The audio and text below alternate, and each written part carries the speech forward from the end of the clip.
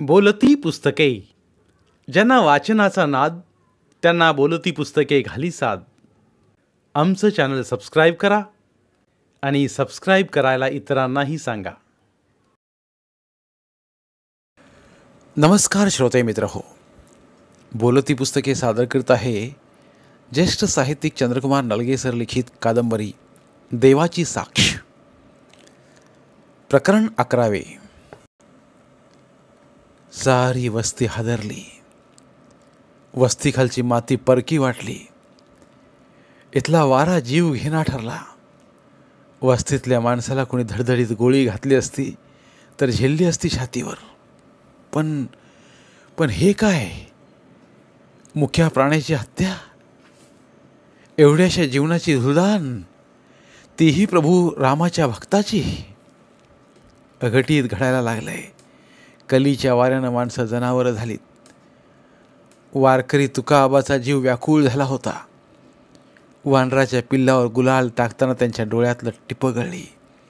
नात्याचं माणूस मरावं तसा साऱ्यांना गहीवर आला. का न यावा? माणसाच्या नात्यापेक्षाही वेगळं नातं या वानरांशी होतं. आमच्यासाठी एकाच रक्त धरणावर सांडलं. आम्ही उठून आलो तर आम्हाला शोधित कळपच्या कळप आला. या जीवाने आमची संगत केली, आमच्यासाठी वेडी झाली. कुठं गोळी झाडली, कुणी तर तडपडणाऱ्या पिलाला माणसासारखं घेऊन वानरं इथं आली. या वस्तीत त्या पिलानं प्राण सोडला. त्याच्या लीला आठवून माणसाने डोळं भरलं. तुकाआबानं त्याला वारकऱ्याच्या मरणाचं मोल दिलं. दिंडी निघावी तशी त्याची प्रेतयात्रा काढली. 2 दिवस वस्तीवर चुली पेटल्या नाहीत. जोशांच्या नानानं दुकान उघडलं नाही की तुकाआबा कामावर गेला नाही. सगळ्यांची अंतकरणं जखमी झाली होती. आमच्या नानानं तर गांजाची चिलीम घरातच पेटवली. रत्न्या भंडारी, चंदू मोकाशी यांनी चिलमीतला गांजा फुलवला. आता आग पेटलीच पाहिजे. कसली आग ती मला कळत नव्हती, पण त्यात सूड होता. मलाही या मुलकाची चीड आली. मला वाटलं गोळी घालणाऱ्याला या माळावर आणावं, दगडाने ठेचून ठेचून मारावं, पायाला दोर बांधून माळभर फरफटावं. माझ्या डोक्यात असलेच विचार यायचे. पिलाला पुरल्या मातीवरचं निवडुंगाचं फळं आणि दगड पाहिल्यावर मस्तक भडकलं. घरात बसवत नव्हतं. जायचं तरी कुठं? सोबतीला कोणी फारसं नव्हतंच. जोशांच्या नानांचा मुलगा माझ्या एवढा, पण तो ठार खुळा. त्याला घरातच कोंडून ठेवीत. सारखी लाळ गळत असलेली, करा दात खाई. बरेच दिवस त्याला पाहिला नव्हता. एकदा कायसं आणायला घरात गेलो तर हा पुढे उभा, उंचच उंच. ते विचित्र ध्यान बघून धुम ठुकली. नुसती त्याची आठवण झाली तर दरदरून घाम यावा. मग वस्तीत दुसरं कोण होतं? ती आपल्या पठडीत न बसणारी उरली ती सलमा. पण तिची संगत हवीशी वाटली तरी कसलीशी भीती मनात उभी राही. शाळेला गेलो असलो तरी मार्गी लागलो असतो. चरे मळीशीची शाळा मनातून हालत नाही. ते स्वप्न विरून गेलं. फुलपाखराच्या पंखाला कुणी दुखावलं होतं. या माळावर आयुष्याचं वैराण उरलं होतं. शाळेला जावं तर शाळा इथून 3-4 कोसावर. शिनाची आणि शाळा शिकण्याची धूम असणारी कोणी मुलं नव्हती. नानाचं घरात लक्ष असतं तर काहीही करून ती 4 कोसाची वाट तुडवली असती. मार्ग मळला असता. सारीच कोंडी. एकदा मी आईला म्हणालो, आई काय, गोपूला आणूया आपल्या. इथं सगळाच वनवा पेटलाय, त्याचा आणि वाळवान कशाला? मला गमत नाही इथं गोपूच्या संगतीत. त्यांच्या देखत नावसुद्धा काढू नगस. का? कसं सांगू तुला? पण नानाचा एवढा का राग गोपूवर? आई काही बोलली नाही. या गोष्टीचं दुःख खोल खोल असावं असं वाटलं. मी गप्प झालो. आईचं दुखावलेलं अंतकरण मला पाहवत नव्हतं. ती गुमान सारं गिळी, पचवी, शांत वाटणारी आई आज कुठंतरी जळत असावी. घरात काही उरलं नव्हतं. नाना कामावर जात नव्हता, आईलाही जाऊ देत नव्हता. आईला घराबाहेर पडू दिलं मी कधी पाहिलं नव्हतं. बाहेर आग डोंब उसळू दे, नाहीतर रावणाची लंका उतरू दे, दाराचा आड हीच तिची मर्यादा. इथं वस्ती ठोकल्यावर साऱ्यांनी पोटापाण्याच्या वाटा धुंडाळल्या. तुकाआबानं आपली बायको आपल्याबरोबरच कामावर नेली होती. मी तिला काकू म्हणायचो. रस्त्यावर खडी फोडता फोडता तुकाआबा दगड फोडण्याच्या खाणीवर कामाला लागला.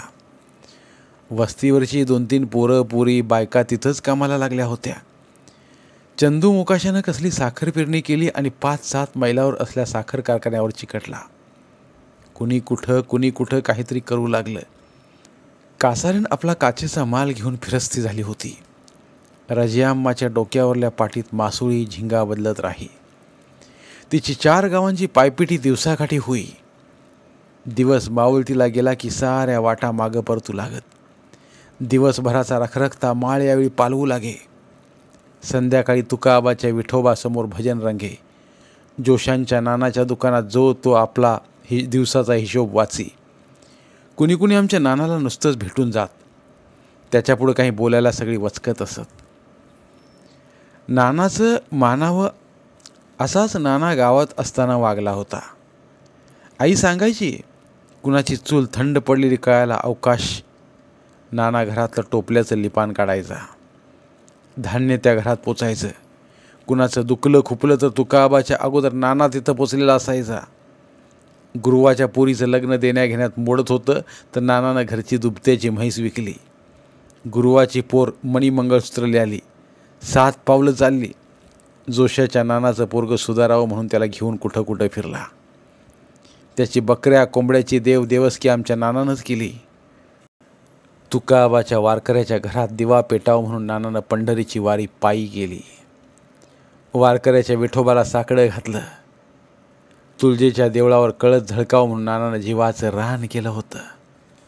डोंगराच्या ताकदीचा नाना, पण ज्या डोंगरावर माया केली, ज्या मातीनं बाळ पावलं कुरवाळी, त्यांच्यावर संकट आलेलं पाहताच मनानं दुभंगला. मायेच्या हाताच्या मुठी वळल्या. गावानंही नानावर माया केली.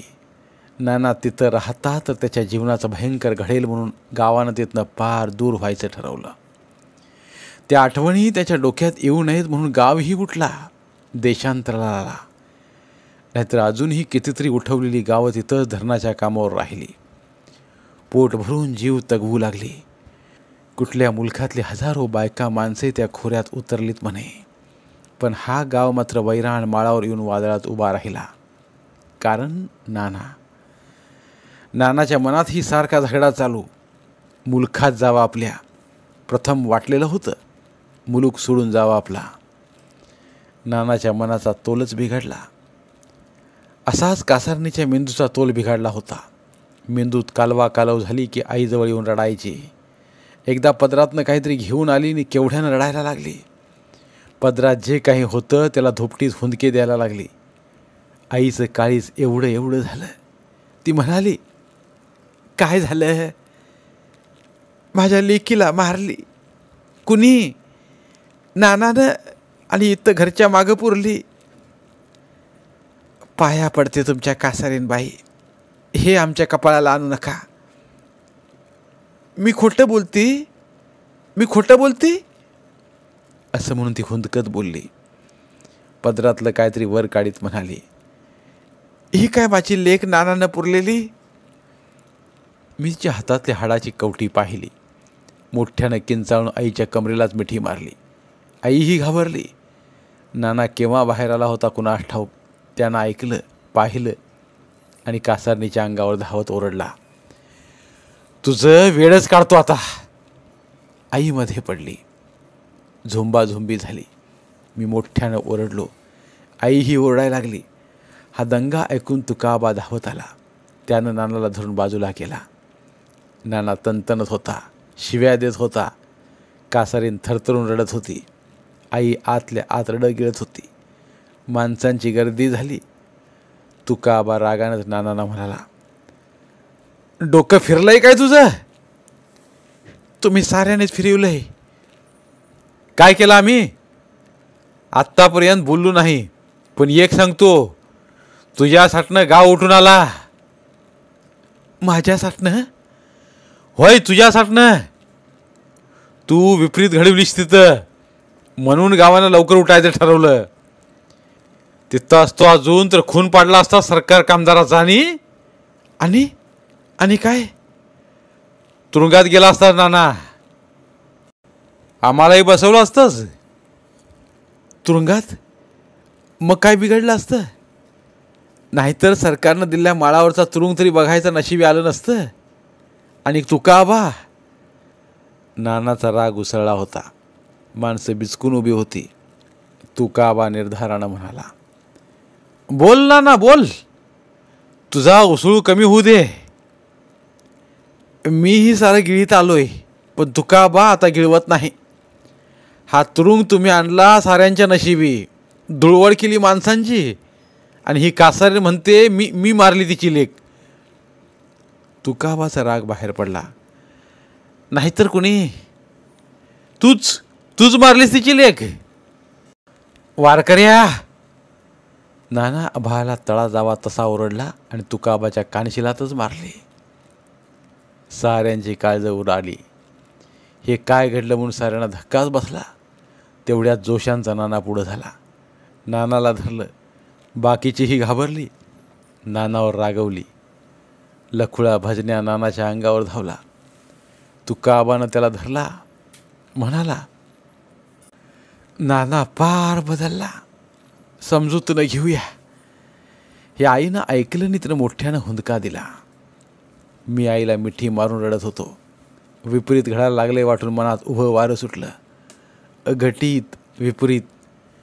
तुकाबाच्या वारकऱ्याच्या कानशिलात, तेही नानाकडून. अघटितच. तो तिथला डोंगरातला गाव पायापासून शिखरापर्यंत गेला. पावसाळ्यानं यावं, काळ्या कातळावरून दुधाच्या धारा लागाव्यात. आभानं स्वर्गीय लेणं ल्यावं, झाडाझुडांनी फुलावं, हसावं. हे सारं वैभव बघायला तुळजा दारात आली. तुकाबाच्या दिंडीत गावगावच्या पालख्या येऊन मिसळल्या. वैजयंतीमाळा घातलेलं भीमा तीराचं विठोबाचं सुख पाहिलं. दिंडीतली पताकानं पताका फडफडतच राहिली. पावलांचीच दिंडी झाली. पण आज या गावाच्या चालत्या दिंडीला दृष्ट लागली. दिंडी फुटली. माळावरच्या वस्तीची झोप उडाली. कुणी कुणाला काय सांगायचं, काय बोलायचं, कुणाला कसं समजवायचं कसं. आज माळानं तुकोबांचा रंगणारा अभंग ऐकला नाही. टाळ मृदंगानं वातावरणाचा कण कण मंत्रमुग्ध झाला नाही. माणसांच्या पापणीला पापणी भिडली नाही. उघड्या पापण्यात प्रश्न जळत होता, हे घडलंच कसं. माझ्या डोळ्यांपुढं नाचत होती ती दात विचकलेली भिसूर कवटी, कासरणीच्या पदरातील भयानक कवटी. साऱ्या वस्तीवर एक प्रकारची अवकळा पसरली. धास्तीनं माणसं वाकून थकून गेली. आईच्या डोळ्यातनं आसवं ओघळत होती, पदरानं पुसत होती. ती भिंतीशी टिकून बसली होती आणि मी थकून तिच्या मांडीवर बसल्या बसल्यास मान टाकली होती. काजळी आल्या दिव्याच्या घरात पडलेला तांबूस प्रकाश भेसूर वाटत होता. विचित्र विचारांनी डोकं सुन्न झालं. त्या नादात केव्हा झोप आली कळलंच नाही. पायाला काहीतरी ओलं लागलं म्हणून जागा झालो तो तशीच भिंतीशी टेकून बसल्या बसल्या आईला झोप लागली होती. दिव्याचा तांबूस प्रकाश अधिकच अस्पष्ट झाला होता. कानाकोपऱ्यातून भीतीदायक अंधार भरला होता. किती रात्र झाली होती कुणास ठाऊक. आईला जागा करण्यासाठी म्हटलं, आई. आईला जाग आली नाही. तिला हलवलं तेव्हा मोठ्या कष्टानं तिनं पापण्या हलवल्या. अर्धवट उघडल्या आणि डोळ्यांतून 2 अश्रू घळले. वाटलं आई झोपेतही रडत होती.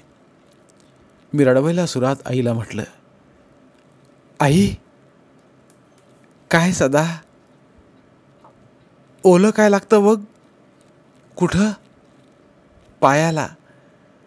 आईनं भिंतीची टेकलेली पाठ मोठ्या कष्टानं पुढं आणली. वाकून हातानं चाचपलं. मी तिच्या पायाजवळ हात लावीत म्हटलं, तुझ्या पायात पाणी कसलं?